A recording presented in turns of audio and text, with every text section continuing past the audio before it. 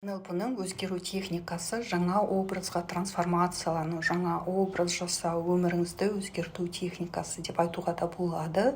Бұл техниканы жасау үшін алдымен өзіңізге қажет образдың фантомын жасап аласыз. Мысалға, сіз толық болсаңыз, арық образды, сенімсіз болсаңыз, өзіңізге сенімді, самооценкаңыз төмен болса, самооценкаңыз жоғары, немесе бет-әлпетіңіз мүлдем басқаша, немесе бай образ, қандай өзіңізге қажет образды өзіңіз алдын ала визуализация жасап, сол образды өзіңіз жасап алуыңыз керек. Сол образдың фантомын былайша айтқанда жасаймыз. Бұл техника жатар алдында жасалынатын техника.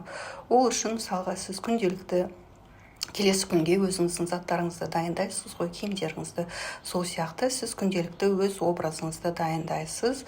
Ол қандай өзіңіздің қиялыңыздағы сол образдың фантомын жасайсыз. Мысалға, ол бай, өзіне сенімді деген сияқты, самооценкасы жоғары, арық деген